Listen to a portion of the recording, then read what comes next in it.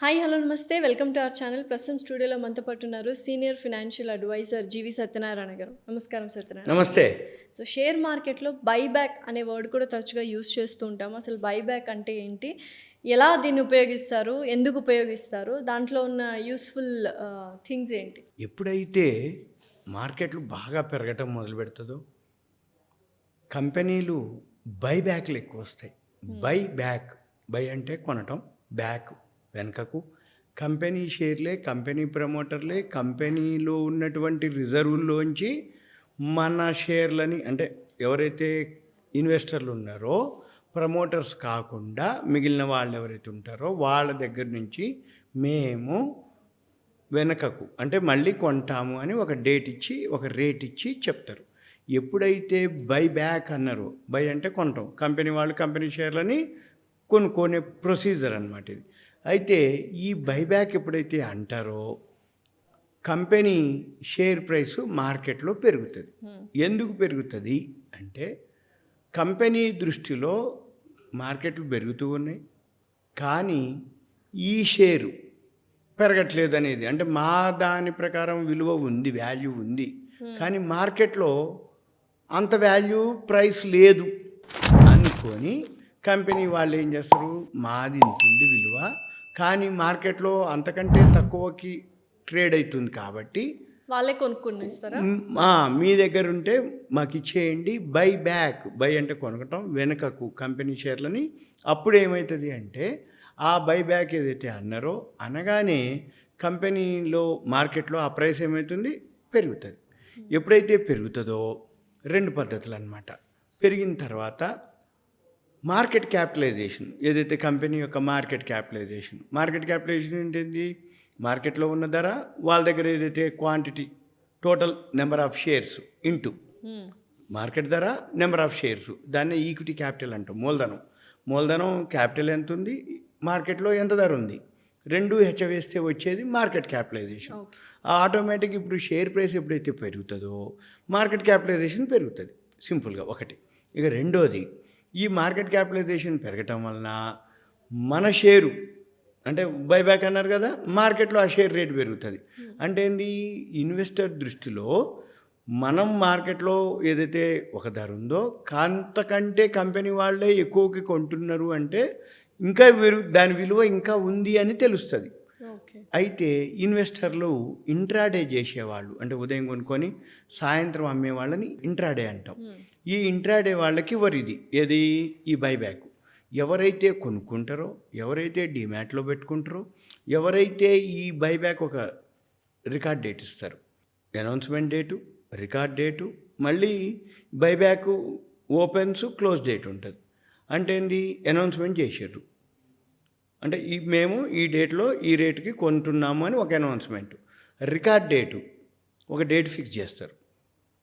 ఆ డేట్కి మనం ఏం చేయాలి, ఆ షేర్లు కొనుక్కొని మీ డీమ్యాట్ అకౌంట్లో హోల్డ్ చేయాలి. డీమ్యాట్ అకౌంట్లో హోల్డ్ చేసినాక అప్పుడు కంపెనీ వాళ్ళు ఏం చేస్తారు, కట్ ఆఫ్ డేట్ పెట్టిన తర్వాత ఇష్యూ ఓపెన్ క్లోజ్, మీ డీమ్యాట్లో ఒక 100 షేర్లు ఉన్నాయి, రికార్డ్ డేట్కి మీ అకౌంట్లో ఉన్నాయి. ఈ ఓపెన్ క్లోజ్, ఆ ఓపెన్ క్లోజ్లో ఏం చేస్తారు, ఓపెన్లో మీరు ఇస్తారా, మీ దగ్గర 100 ఉన్నాయి, మార్కెట్లో అమ్ముకుంటావా, కంపెనీకి ఇస్తావా, కంపెనీకి ఇవ్వదలుచుకున్నావు, ఆ ఓపెన్ అప్పుడు కంపెనీకి చేయాలి. సేమ్ మన IPO టైప్లో ఓపెన్కి ఇచ్చినాక దీన్ని టెండర్ ఆఫర్ అంటారు. ఈ ప్రొసీజర్, ఈ టెండర్ ఆఫర్ అంటే ఏంటంటే మీ అకౌంట్లో 100 ఉన్నాయి, 100 బైబ్యాక్ ఇవ్వచ్చు, లేదు నా దగ్గర 100 ఉన్నాయి కానీ నేను 50 షేర్లే మీకు బైబ్యాక్ ఇస్తాను అని మనం ఇవ్వచ్చు.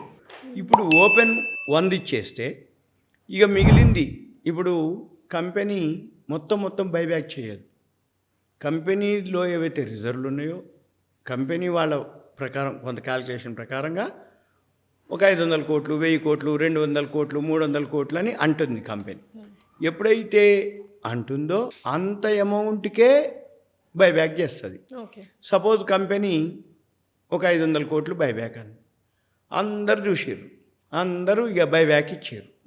సపోజ్ 5000 crores ఇచ్చినాం మనం, ఓకే. కంపెనీ వాడు బైబ్యాక్ 500 కోట్లు ఇస్తా అంటే మనం 5,000 కోట్లు ఇచ్చినాం. అప్పుడు పెరిగే ఛాన్సెస్ లేవు. పెరగటం కాదు, 500 కోట్లుకి 5,000 కోట్లు అడుగుతున్నారు కాబట్టి మనం 100 షేర్స్ బైబ్యాక్ ఇస్తే 10 షేర్సే అప్రోరేటాలో 10 షేర్స్కే నీ దగ్గర తీసుకుంటాడు బైబ్యాక్.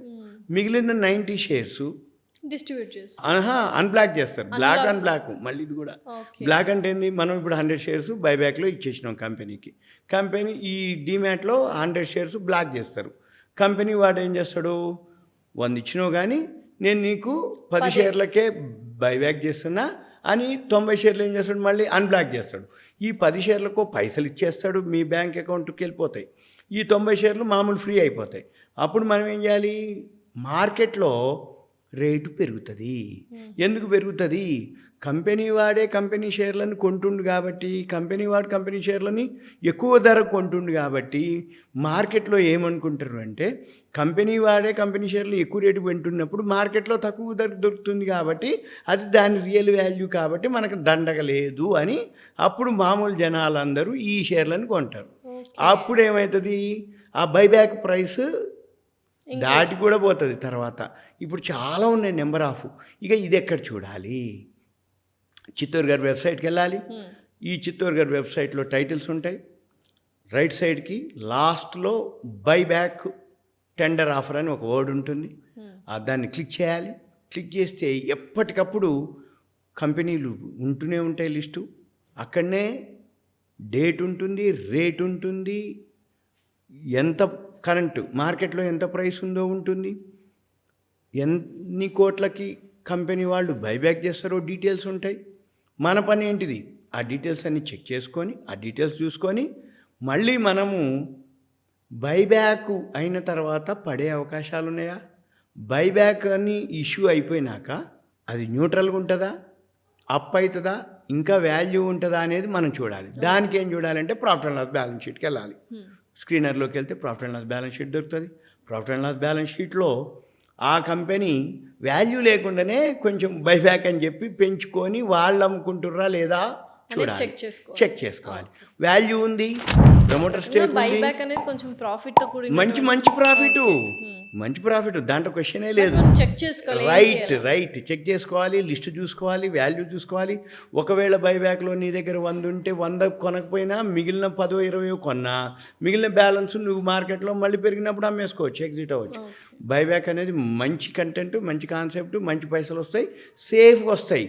మార్కెట్ ఒకవేళ పెరగకపోయినా కంపెనీ వాడు బైబ్యాక్ చేస్తాడు కాబట్టి మార్కెట్ తగ్గినా నీ బైబ్యాక్ ప్రైస్ నీకు ఇచ్చేస్తాడు. మార్కెట్లో షేర్ ప్రైస్ తోటి కానీ మార్కెట్ సెన్సెక్స్ తోటి, అంటే మార్కెట్ పాజిటివ్ ఉండొచ్చు, నెగిటివ్ ఉండొచ్చు, దానికి దీనికి సంబంధం లేదు.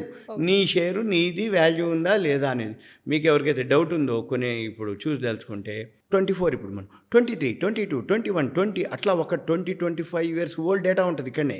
క్లిక్ చేయండి. క్లిక్ చేసి ఇప్పుడు రిలయన్స్ ఉంది, ఒకప్పుడు 1000 రూపాయలకే చేసింది, ఇలా 3000 పైన ఉంది అది షేరు రిలయన్స్. టీసీఎస్ ఉంది, ఇట్లా చాలా నెంబర్ ఆఫ్ కంపెనీస్ ఉంటాయి. మీరు అది చూసిరనుకో ఆ సంవత్సరంలో ఆ కంపెనీ బైబ్యాక్ చేసింది, ఎంతకు చేసింది, ఇప్పుడు ఎంత ఉంది.